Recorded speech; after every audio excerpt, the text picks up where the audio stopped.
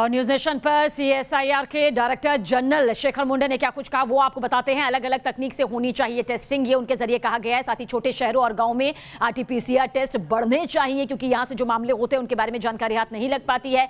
देश में नए स्ट्रेन का अभी कोई गंभीर संकट नहीं है। इस दौरान उन्होंने ये भी जिक्र किया, साथ ही नए संक्रमण को फैलने से पहले ही कंट्रोल में रखना होगा। महाराष्ट्र, गुजरात, पंजाब में सबसे ज्यादा केस है। यूरोपियन यूनियन में कोविशील्ड को सुरक्षित माना गया है। जर्मनी समेत कई देशों में प्रतिबंध वापस ले लिया गया है। पूरा हिंदुस्तान कोरोना के दूसरी लहर की चपेट में है।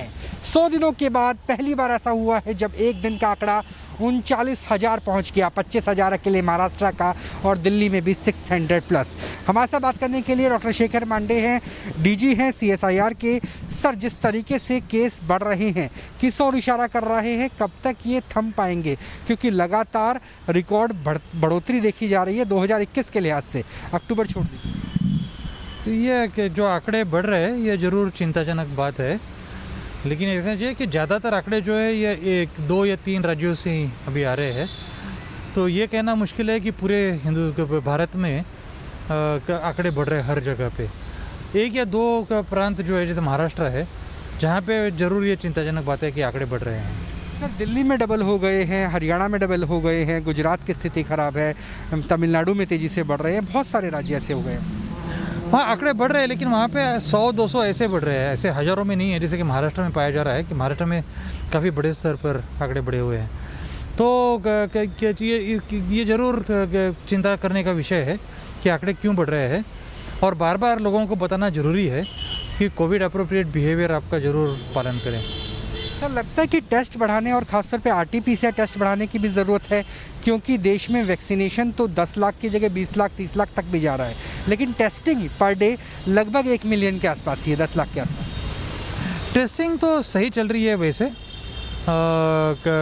टेस्टिंग के आंकड़े अगर हम लोग पिछले साल इस वक्त जो थे उसके हिसाब से आज देखें तो टेस्टिंग तो काफ़ी अच्छी तरह चल रही है, लेकिन मैं समझता हूँ कि इसमें अलग अलग टेस्ट करने की भी ज़रूरत पाई जा सकती है। जैसे कि ये जो टाटा एमडी का जो है फेलुदा वाला टेस्ट है उसे भी इम्प्लीमेंट कर सकते हैं जहाँ पे आरटीपीसीआर मशीन्स ना हो, तो ये टेस्ट उतना ही सेंसिटिव और स्पेसिफिक है।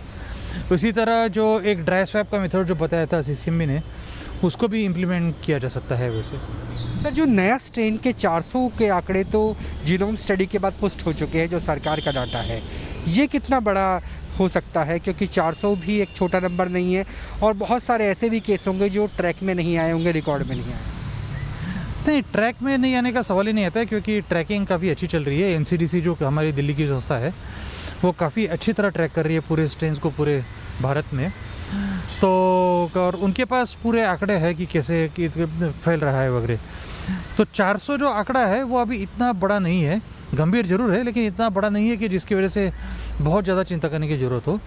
और जो स्टैंडर्ड स्ट्रेटेजी पहले से अपनाई है हम लोगों ने कि टेस्टिंग, ट्रैकिंग, आइसोलेशन, क्वारंटाइन, ये जो है उससे अभी भी उस आंकड़ों को कम रखा जा सकता है।